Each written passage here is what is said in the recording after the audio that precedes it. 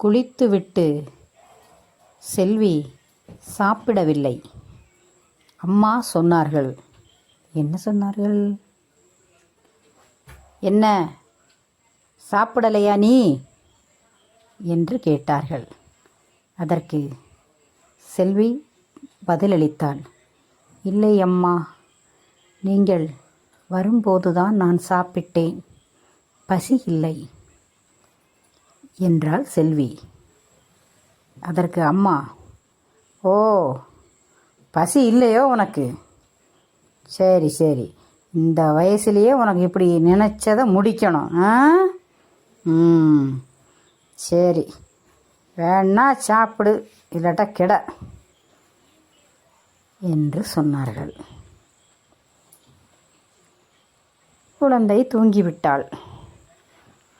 மறுநாள் காலையில் ஆகிவிட்டது. மறுநாள் காலை என்பது சனிக்கிழமை. அன்று எல்லா பள்ளிக்கும் விடுமுறை நாள். அம்மா அப்பா சண்டை தொடர்ந்தது. 2 பேரும் ஒன்றாக வியாபாரத்துக்கு போவோம் என்று அப்பா சொன்னார். அம்மா தேவி வந்து செய்துவிட்ட போன கலவத்தை மறக்கவில்லை. அது மனதில் கொழுந்துவிட்டு எரிந்து கொண்டிருந்தது. அம்மாவின் மனதில், நான் உன்னுடன் வரமாட்டேன். எனக்கு கை கால் கண்ணு எல்லாமே கடவுள் நன்றாக கொடுத்திருக்கிறார். நான் தனியாக போய் சம்பாதிக்க எனக்கு தெரியும். மலையாளம் பேசுறதுக்கும் எனக்கு தெரியும். எவன் உதவியும் எனக்கு தேவையில்லை. இத்தனை நாளும் நான் எவனை சார்ந்து நான் வாழ்ந்தேன் என்று அம்மா சண்டையிட்டார்கள். தேவி போனவுடன் அப்பா சிறகு இல்லா பறவை போல் ஆகிவிட்டார். அமைதியாக ஆகிவிட்டார்.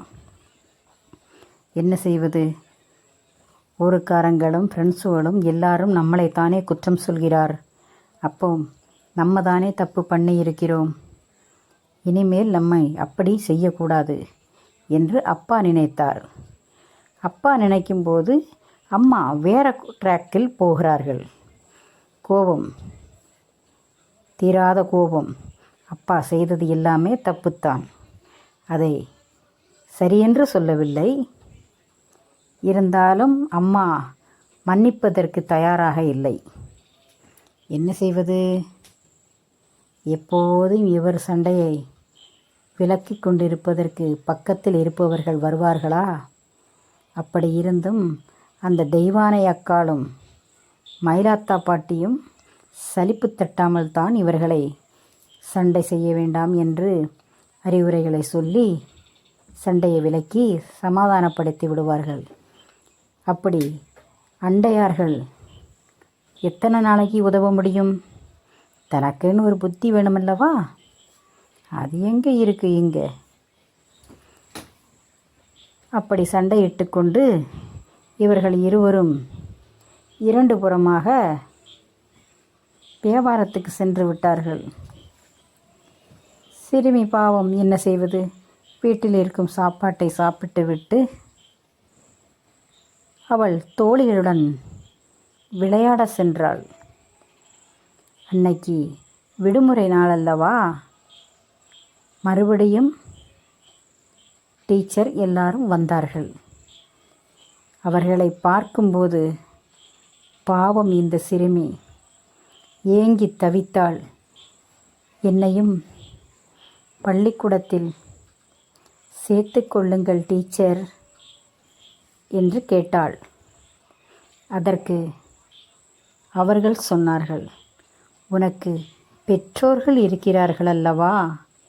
அவர்கள் கையெழுத்து போட்டுத்தான் உன்னை பள்ளிக்கூடத்தில் சேர்க்க வேண்டும்.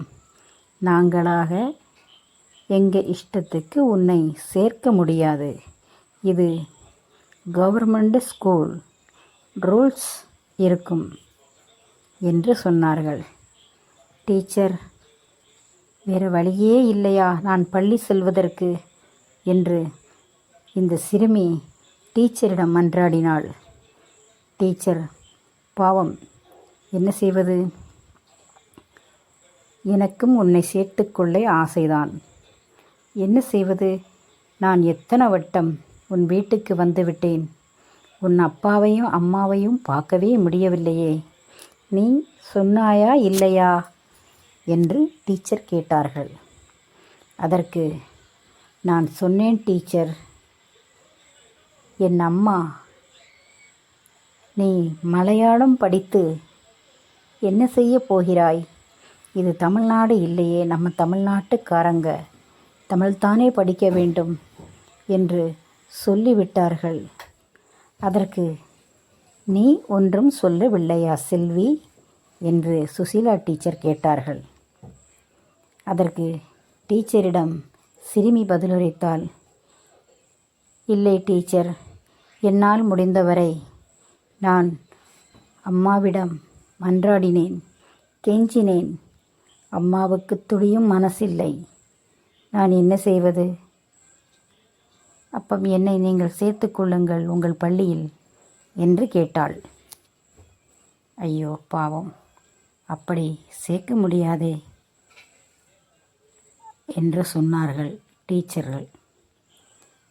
சரி, நாளை ஞாயிற்றுக்கிழமை உன் அப்பாவும் அம்மாவும் வீட்டில் இருப்பார்கள் அல்லவா? அப்போ வருகிறேன். உன் அப்பா அம்மாவை பார்த்து நாங்கள் பேசுகிறோம். நீ கவலைப்பட வேண்டாம். நீ பள்ளிக்கு வருவாய். நீ நல்லா படிப்பாய். உனக்கு இருக்கும் அறிவுக்கும் புத்திக்கும் நீ படித்து சொல்ல முடியாது, இந்த கோழிக்கோடு ஜில்லாவுக்கு கலெக்டராக கூட ஆகலாம் என்று சுசீலா டீச்சர் சொன்னார்கள். சொல்லிவிட்டு நாளை வருகிறேன் என்று சென்று விட்டார்கள். மறுபடியும் அம்மா அப்பா வந்தார்கள். அதே மாதிரி தான், ஒரு புதியதாக ஒன்றும் இல்லை. வந்து சமையலையெல்லாம் செய்துவிட்டு சாப்பிட போகும் நேரத்தில் சொன்னால் சண்டை வந்துவிடும், சாப்பிட முடியாது என்று சிறுமி நினைத்து பயந்து அப்பா அம்மா செல்வி 3 பேரும் சாப்பிட ஆரம்பித்தார்கள். சாப்பிட்டு முடித்தவுடன்,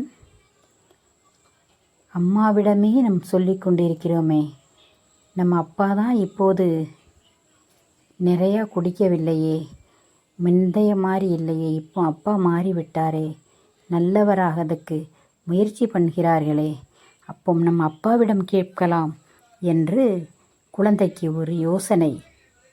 அப்பாவிடம் கேட்டாள். அப்பா, நான் பள்ளி செல்லட்டுமா? நீங்கள் சொல்லுங்கள் என்று கேட்டாள்.